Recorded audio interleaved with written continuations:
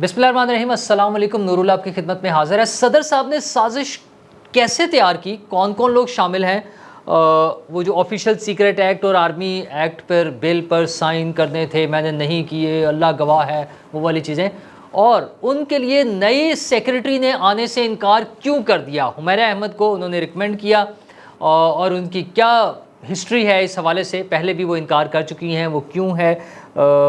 دوسری طرف پاکستان کا اور عمران خان کا مستقبل کیا ہوگا، پاکستان کی طاقتور ترین شخصیت کا اس بارے میں کیا خیال ہے، اور الیکشن شیڈیول کب آئے گا۔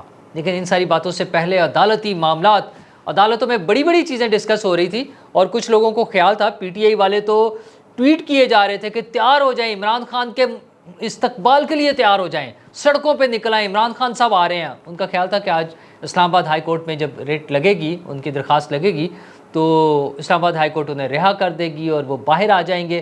اور ان کے وکلاء کا یہی مسئلہ تھا، وہ کہا سر 3 سال تو سزا ہوئی ہے اور بس ہمیں باہر جانے دیں عمران خان صاحب کو۔ وہ مجھے ایک لطیفہ یاد آ گیا، وہ ایک گاؤں میں ایک چور پکڑا گیا، تو لوگوں نے اس کا منہ کالا کر کے اس کو بٹھایا گدھے پر اور اس کو جوتے مارتے ہوئے پورے گاؤں میں پھرا رہے تھے۔ تو اس کے گھر کے قریب سے گزرا تو وہ ان کی بیگم، اس چور کی بیگم جو تھی، وہ بیچاری پریشان تھی، رونے لگ گئی۔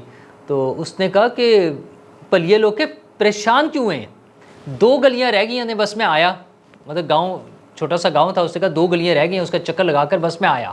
تو وہ مجھے اس لیے لطیفہ یاد آ گیا کہ آج کھوسا صاحب جو ہے، ذوالفقار کھوسا صاحب نے عدالت کو کہا سر صرف 3 سال کی تو سزا ہے، تو جانے دیں بندے کو، چھوڑ دیں، گھر جائے بیچارہ، مطلب 3 سال کی سزا ان کے خیال میں کوئی سزا ہی نہیں ہے۔ لیکن بہرحال الیکشن کمیشن کے وکیل کی درخواست پر انہوں نے تو 2 ہفتے کہا تھا، 2 ہفتے کا ٹائم دیں، 2 دن کا ٹائم الیکشن کمیشن کے وکیل کو دیا گیا مزید تیاری کے لیے۔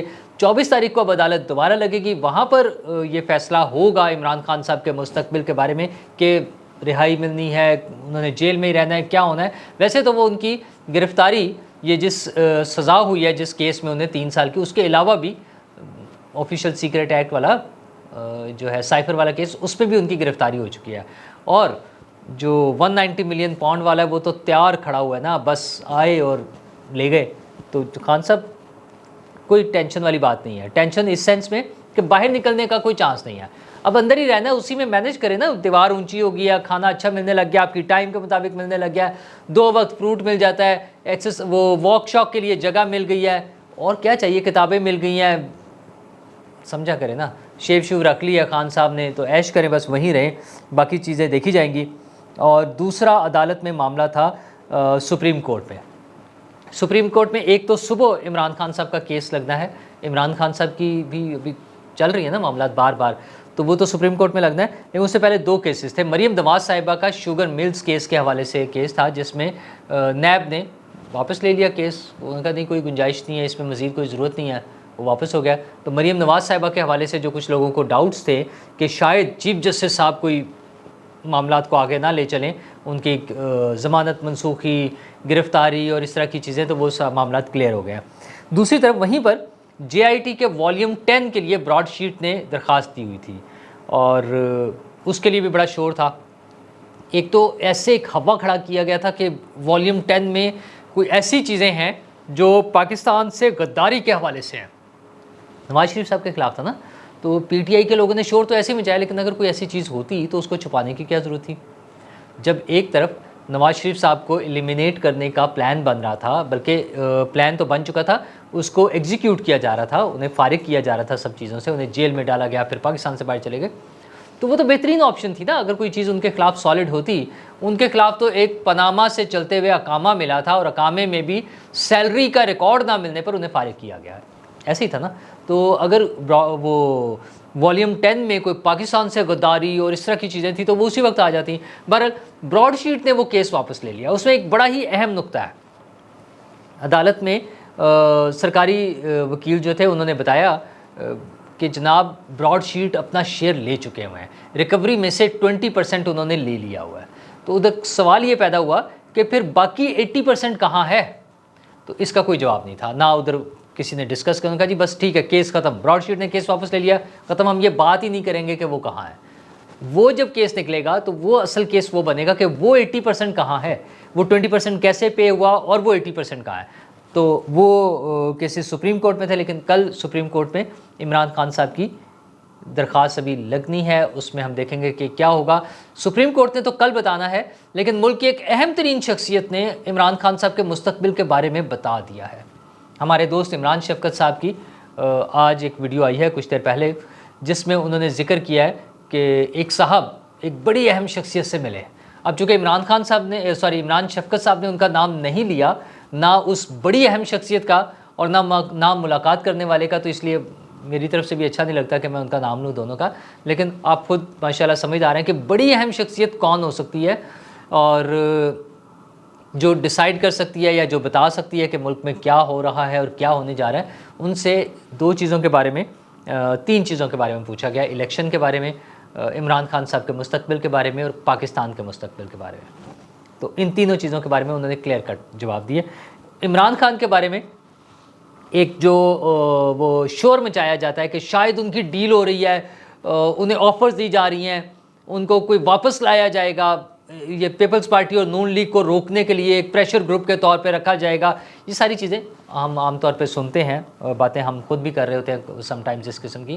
تو اس کے بارے میں انہوں نے صاف جواب دیا کہ کوئی چکر نہیں ہے عمران خان صاحب کی واپسی، مطلب انہوں نے براہ راست یہ جواب نہیں دیا، لیکن وہ ساری باتوں کا جو کرکس ہے وہ یہی ہے کہ عمران خان صاحب کی واپسی کو بھول جائے، ختم، کراس ایک مرتبہ۔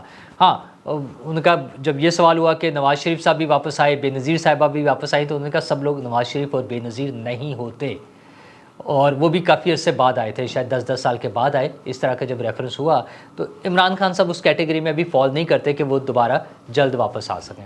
اچھا، یہ ان کے ساتھیوں کو بھی اندازہ ہے، جو ان کے قریبی ساتھی ہیں ان سب کو اندازہ ہے، کچھ چھوڑ گئے ہیں، کچھ خاموش ہو گئے ہیں، جو بھی سارا معاملہ چل رہے ہیں وہ سب لوگوں کو اندازہ ہے، لیکن وہ کہیں کوئی چنگاری، وہ جو پروجیکٹ عمران خان تھا نا، اصل میں وہ جو خاموش مجاہدین یا کہیں دوست جو بیٹھے ہوئے چھپ کر، وہاں سے جب کوئی باتیں آتی ہیں تو کچھ قریبی لوگوں کو عمران خان کو انہیں لگتا ہے کہ نہیں ابھی گنجائش ہے، اور یہ مقبول جان جیسے لوگ جو ہے نا، وہ شاہین صاحبائی، میجر عادل راجہ، اس قسم کے لوگ جب باتیں کرتے ہیں تو کچھ لگتا ہے کہ انہیں ابھی بھی کوئی امیدیں نظر آ رہی ہیں۔ بہرحال ان کی امیدیں اپنی جگہ۔ پاکستان کے مستقبل کے حوالے سے اس اہم ترین شخصیت کا کہنا یہ ہے پاکستان نے اب ترقی کرنی ہے۔ اچھا، اس کے وہ سارا جو پروجیکٹ چل رہے ہیں ہمارے ایگریکلچر کے، مائننگ کے، باقی سب چیزوں کے، ان کے بارے میں انہوں نے بڑی ڈیٹیل سے بات کیا کہ یہ ساری چیزیں پاکستان کے لیے گیم چینجر ہوں گی، اور پاکستان کی معیشت جو ہے اس کو ایک سنبھالا ملے گا۔ اور اچھا، ویسے اگر اس طرح سے ہو جائے تو ہمارے مسئلے حل نہ ہو جائیں، اگر باقی ہماری معیشت ٹھیک ہو جائے تو ہماری باقی سارے مسئلے تو بائی پروڈکٹ ہیں نا اس معاشی بحران کے۔ اگر وہ معیشت ٹھیک ہو جاتی ہے تو باقی چیزیں آہستہ آہستہ خود ہی ٹھیک ہونی شروع ہو جائیں گی۔ اور الیکشن شیڈیول کا انہوں نے کہا کہ نومبر دسمبر تک جو ہے، نومبر میں یا دسمبر میں الیکشن شیڈیول کا اعلان ہو جائے گا۔ اچھا، ابھی تک کے حالات جو ہے وہ یہ بتا رہے ہیں کہ ایسا مشکل نظر آ رہا ہے، لیکن بہرحال ایک بات تو کلیئر ہے کہ نومبر دسمبر میں الیکشن نہیں ہو رہے۔ نومبر دسمبر میں الیکشن شیڈیول کے اعلان ہونے کا مطلب یہ ہے کہ فیبرری مارچ یا آن ورڈ جو بھی ہونا ہے تو یہ ہو رہا ہے۔ تو عمران خان صاحب کے لیے کلیئر میسج ہے کہ سوری خان صاحب، آپ اب فارغ ہیں، آپ کی چھٹی۔ اچھا، نہ صرف عمران خان صاحب، ان کے باقی دوست بھی اسی طرح سے اس میں ہیں، مشکل میں ہیں۔ صدر عارف الوی صاحب، صدر صاحب نے جو ایک نیا کٹا کھولا تھا، ایک نیا پنڈورا باکس کھولا تھا آفیشیل سیکرٹ ایکٹ اور آرمی ایکٹ ترمیمی بلوں پہ سائن کرنے کے حوالے سے، وہ بھی ایک نیا رخ اختیار کرتا جا رہا ہے۔ ایک تو یہ سازش ساری کہاں تیار ہوئی، یہ پلان کہاں بنا، کیسے بنا، وہ چیزیں سامنے آ رہی ہیں۔ دوسرا، صدر صاحب نے اپنے سیکریٹری وقار احمد کو تبدیل کر کے ایک نئے سیکریٹری کی اپوائنٹمنٹ کے لیے حمیرہ احمد صاحبہ کا نام دیا تھا حکومت کو کہ انہیں اپوائنٹ کر دیا جائے، گریڈ 22 کی آفیسر ہیں۔ تو انہوں نے پہلے تو جواب دیا، وقار احمد صاحب نے، انہوں نے تو چٹھی لکھ کے جواب دیا نا کہ صدر صاحب یہ غلط باتیں ہیں۔ حمیرہ احمد صاحبہ نے بھی صاف ہی جواب دے دیا۔ حمیرہ احمد صاحبہ نے صدر کا سیکریٹری بننے سے انکار کر دیا ہے۔ اچھا، سینئر سرکاری جو آفیسرز ہوتے ہیں ان کے پاس یہ چوائس ہوتی ہے کہ وہ کسی اپوائنٹمنٹ کو ایکسیپٹ کرنے سے معذرت کر لیں، تو اسی بیس پہ حمیرہ احمد نے انکار کر دیا۔ لیکن مزیدار بات یہ ہے کہ حمیرہ احمد نے یہ پہلی مرتبہ نہیں کیا، دوسری مرتبہ کیا، اور اسی صدر کے لیے کیا ہے۔ ڈاکٹر عارف الوی جب صدر بنے تو پہلے بھی ان کا نام دیا گیا کہ انہیں صدر کے سیکریٹری کے عہدے پر تعینات کر دیا جائے، لیکن انہوں نے معذرت کر لی تھی۔ اور اب تو بڑا آبویس سا ہو گیا نا کہ جتنا کنٹروورشل ہو چکا ہے صدر کا عہدہ، اور صدر صاحب نے جو کمال کر دیا ہے، وہ کل کو اپنے سیکریٹری، اپنی سیکریٹری جو بھی ہوں، ان پر کوئی بھی بڑا الزام لگا سکتے ہیں. جیسے اب انہوں نے کہہ دیا کہ اس صدر کو، سیکریٹری کو فارغ کر دیا جائے، یعنی انڈائریکٹلی انہوں نے اس سارے ڈرامے کا، اس سارے جو ایک گیم ہوئی ہے اس کا سارا ملبہ جو ہے اپنے سیکریٹری وقار احمد پر گرا دیا. تو کل کو کوئی اس سے بھی بڑی حرکت ہو کر وہ سارا ملبہ حمیرہ احمد پر بھی گرایا جا سکتا ہے. اس وجہ سے حمیرہ احمد نے انکار کر دیا ہے. تو صدر صاحب اب ویلے ہیں، فارغ ہیں، انہیں چاہیے اپنی پی ٹی آئی کے کسی بندے کو رکھ لے، بڑا ڈائی ہارڈ قسم کا جیالہ ہو جو پی ٹی آئی کا، وہی آئے گا. ورنہ کوئی بھی اس وقت سینسیبل اور سینئر آفیسر جو ہے شاید یہ اپوائنٹمنٹ لینے کے موڈ میں نہ ہو. ویسے بھی صدر صاحب کے پاس تھوڑے دن ہیں، ہاں 9 ستمبر کو ان کی میعاد ختم ہو رہی ہے، اور جو یہ حرکت ہو گئی ہے اس کے بعد تو اب کوئی چانس بھی نہیں ہے زیادہ دیر چلنے کا. زبردستی کتنی دیر چل سکیں گے یہ تو ہم دیکھ لیں گے. لیکن نصرت جاوید صاحب نے اپنے پروگرام میں جو پبلک ٹی وی پر انہوں نے ایک نئی کہانی بتائی ہے. انہوں نے کہا کہ اس ٹویٹ سے ایک روز قبل صدر صاحب ایک ڈنر پر انوائٹڈ تھے F10 اسلام آباد میں، اور وہاں پر پی ٹی آئی کے دیگر لوگ بھی موجود تھے. وہاں پر یہ سارا پلان بنا ہے، وہاں یہ ساری سازش تیار ہوئی ہے، یہ سارا ڈرامہ وہاں پر ایک پلان ہوا کہ اس طرح سے ہم کریں گے تاکہ ڈسکریڈٹ کیا جا سکے سسٹم کو. مطلب پی ٹی آئی کی یہ کوشش تھی from the day one mean even حکومت میں آنے سے پہلے سے.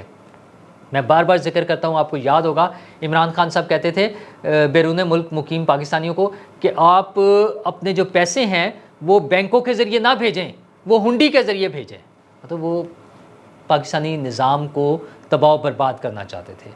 یہ کوئی انوکھی چیز نہیں تھی، پہلے بھی ہو رہا تھا. لیکن ایک بڑی پارٹی کا leader to be prime minister جو کینڈیڈیٹ تھے اور نظر آ رہا تھا کہ ان کو سپورٹ مل رہی تھی جہاں جہاں سے مل رہی تھی، تو وہ شخص یہ پریچنگ کر رہا تھا اچھا پاکستان میں وہ بجلی کے بل جلا دیں، نافرمانی، سول نافرمانی کی تحریک چلا دیں.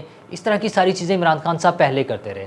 آنے کے بعد بھی وہ 35 پنکچر ہیں، الیکشن کمیشن کو ڈسکریڈٹ کرنا ہو، عدالتوں کو ڈسکریڈٹ کرنا ہو، فوج کو ڈسکریڈٹ کرنا ہو، ہر طرح سے انہیں کوشش کی کہ پاکستان کے ہر ادارے کو تباہ و برباد کر دیا جائے. لائٹ گئی ہوئی ہے، جنریٹر چل رہا ہے، تو یہ اٹکھیلیاں جو ہے نا بجلی کی اور پنکھے کی چلتی رہتی ہیں. اچھا تو ان ساری کوششوں کے ساتھ جو صدر صاحب کر رہے ہیں، مجھے نہیں لگتا کہ کوئی سینئر آفیسر اب ان کے ساتھ کام کرنے کو تیار ہوگا. بہرحال انہوں نے یہ جو F10 میں بیٹھ کے پلان بنایا تھا وہ ہو گیا جو ہونا تھا. قانون اپنی جگہ بن چکا ہوا ہے، اس کے نتیجے میں ایک عدالت بھی بن چکی ہے، عدالت نے اپنی کارروائی شروع کر دی ہوئی ہے. شاہ محمود قریشی صاحب کا ریمانڈ ہو گیا ہوا ہے. اسد عمر صاحب کہتے ہیں کہ میں تو پکڑا ہی نہیں گیا. اچھا ممکن ہے ان کی ظاہر ہے چونکہ گرفتاری نہیں ڈالی گئی ہوگی تو انہیں تفتیش کے لیے لیکن لمبے ٹائم کے لیے روکا گیا تھا، یہ تو اب کنفرم ہے نا. اچھا لیکن وہ کہہ رہے ہیں کہ نہیں میں نہیں پکڑا گیا. وہ بھائی 3 دن گزر گئے ہیں، آپ جب یہ خبریں چلنی شروع تھی اس وقت بتا دیتے کہ نہیں پکڑے گئے، لیکن اس وقت آپ بتانے کی پوزیشن میں نہیں تھے. تو چلے اچھی بات ہے، جو بچ جائے اس کے لیے اچھی بات ہے، اور جو نہیں بچے وہ بھی اگر انہوں نے کوئی غلط کام نہیں کیا ہوا تو بچ جائیں، ہمیں کوئی اعتراض نہیں ہے. لیکن بچنا کسی نے نہیں ہے، نہ عمران خان صاحب نے، جو میں نے ابھی بتایا کہ اہم ترین شخصیت نے صاف جواب دیا ہے، تو نہ عمران خان صاحب نے بچنا ہے، نہ وہ لوگ جو عمران خان صاحب کے ساتھ مل کر اس ملک کا بیڑا غرق کرنے میں شامل رہے ہیں، ان میں سے بھی کسی نے نہیں بچنا. تو دیکھتے ہیں کہ ہوتا کیا ہے. شکریہ.